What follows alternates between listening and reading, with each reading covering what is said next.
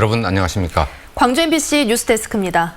지난해 폭등 수준으로 올랐던 광주 일부 지역 아파트 값이 최근 들어 급락하고 있습니다. 1년 사이에 수억 원이 떨어진 곳도 있습니다.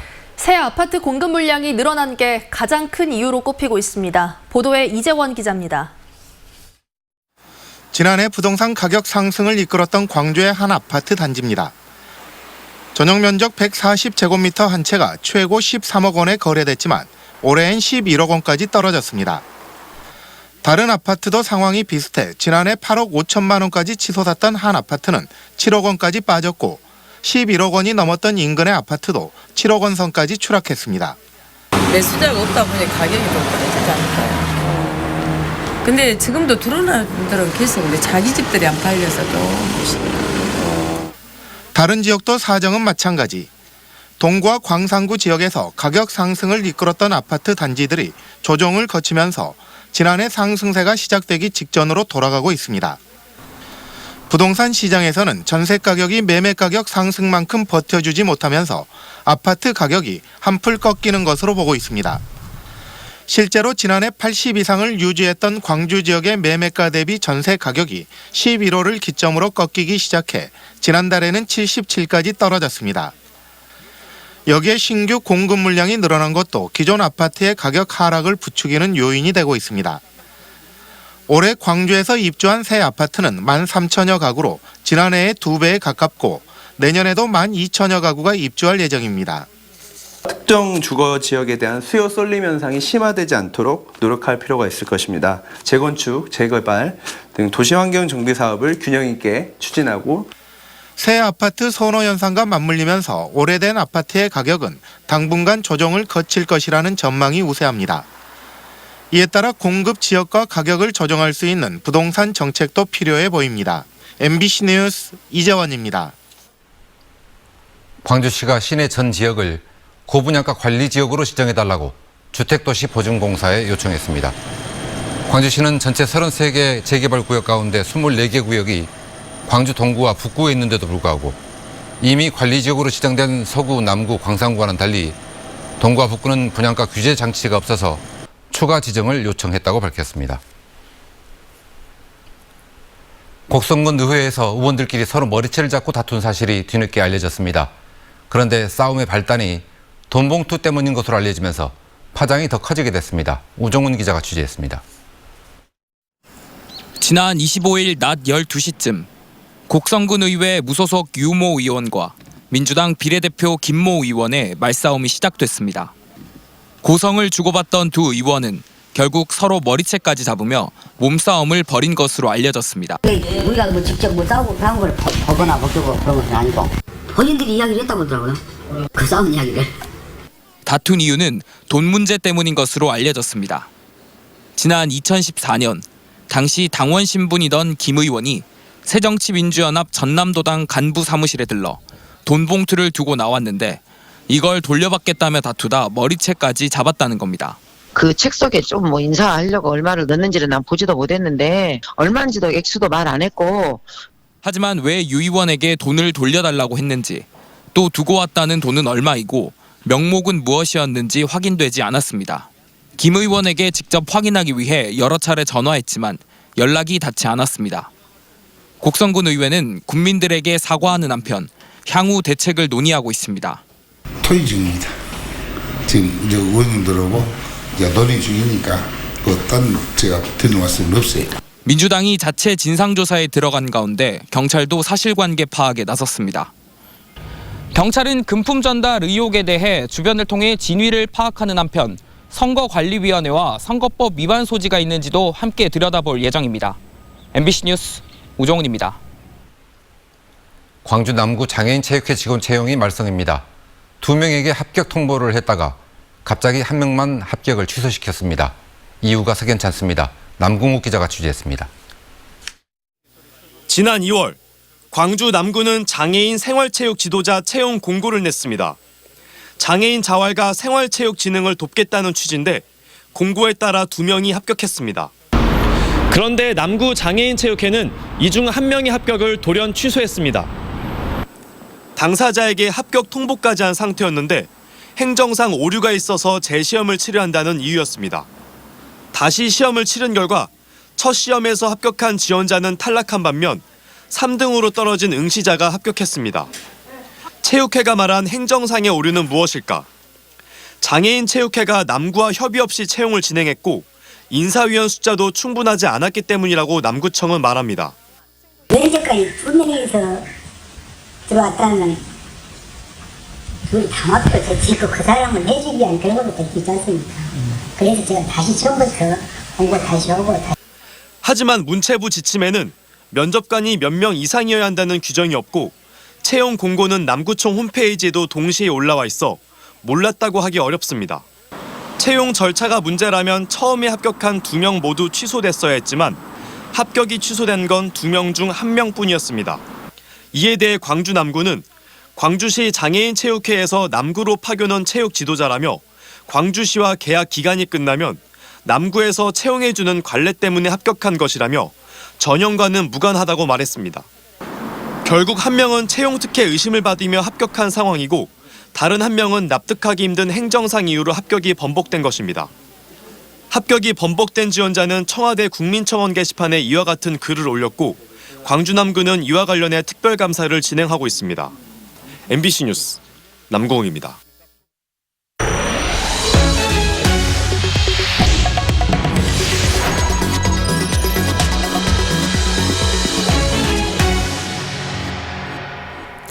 시민 혈세로 매년 수백억 원을 쏟아붓는 광주 제2순환도로. 그런데 허술한 행정으로 민간 사업자에게 이중으로 돈을 지급하거나 받아야 할 돈도 제때 받지 못한 것으로 드러났습니다. 감사원의 광주시에 대한 감사 결과를 송정근 기자가 보도합니다. 지난 2000년 완공된 광주 제2순환도로 1구간. 지금까지 2천억 원이 넘는 시민열세가 쏟아부어졌습니다. 민간 자본으로 지어져 실제 수입이 약정된 추정 수입의 85%에 못 미치면 차액을 보전해야 하는 협약 탓이었습니다. 그래서 광주시는 지난 2016년 투자비 보전 방식으로 협약을 변경했는데 여기서 문제가 발생했습니다.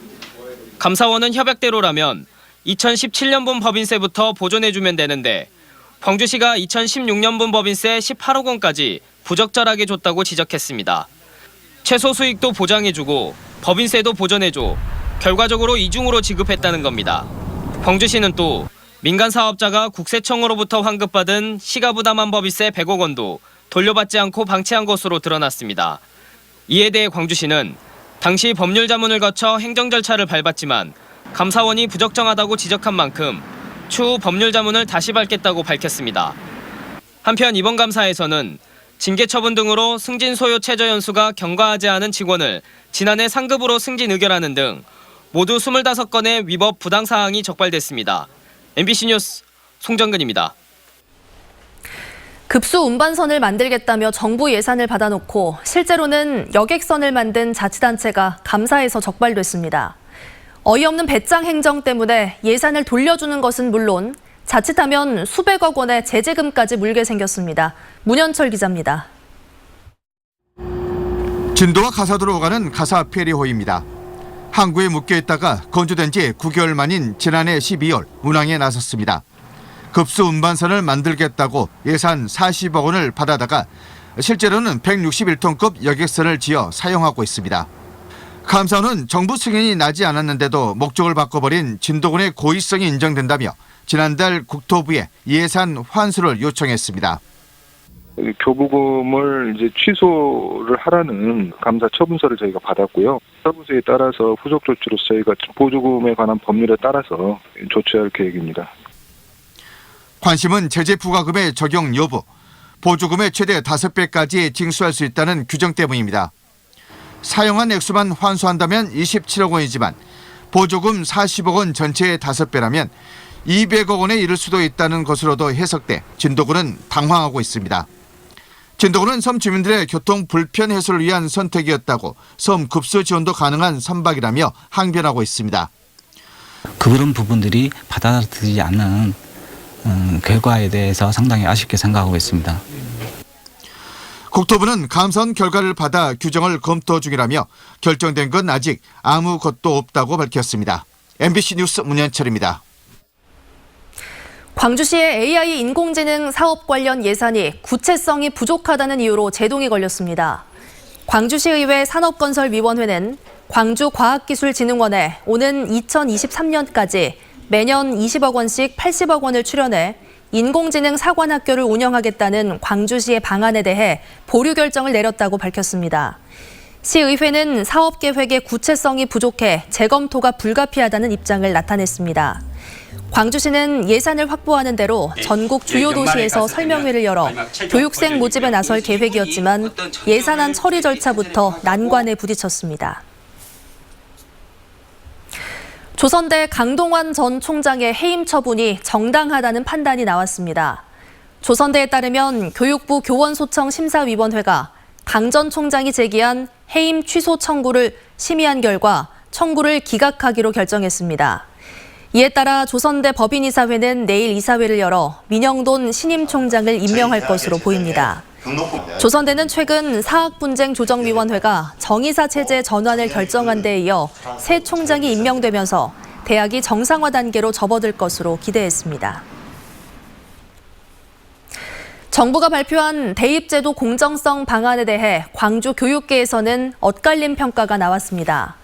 광주시 교육청은 학생부의 공정성과 투명성을 강화하겠다는 교육부의 방침에 공감하지만 정시 비율을 확대는 지방 학생들에게는 불리할 수 있다며 우려를 나타냈습니다. 전교조와 광주 교사노조도 학생부의 투명성 강화와 논술 특기자 전형 폐지는 환영하면서 정시 비율 확대는 철회해야 한다고 주장했습니다.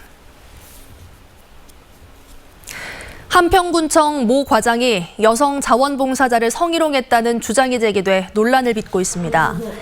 여성인권단체 연합 등은 한평군청 앞에서 기자회견을 갖고 지난 12일 오전 A 과장이 자원봉사자를 자신의 자취방으로 불러 신체 접촉을 시도하는 등 성희롱하고 사건을 무마하기 위해 회유와 협박을 일삼았다고 주장하며 해당 과장의 파면을 요구했습니다. 한평군청은 국민청원된 이 사건에 대해 성희롱 조사위원회를 구성해 진상조사에 착수했습니다. 오늘 오후 5시쯤 광주시 북구 유동의 한 아파트 신축 공사 현장 지하 2층에서 콘크리트를 타설하던 근로자 3명이 3m 아래 지하 3층으로 떨어졌습니다. 이 사고로 1명이 다리 골절상을 입고 2명이 경상을 입어 병원에 옮겨졌습니다. 경찰은 작업 중 밑바닥 축이 흔들렸다는 관계자 진술을 토대로 정확한 경위를 조사하고 있습니다. 광주 어등산 관광단지 조성 사업이 다음 달 중순 최종 결론 날 것으로 보입니다. 광주시에 따르면 우선 협상 대상자인 선진건설 측이 금융권의 지급 보증서 여신 심사가 지연됐다고 기간을 연장해달라고 요청했습니다.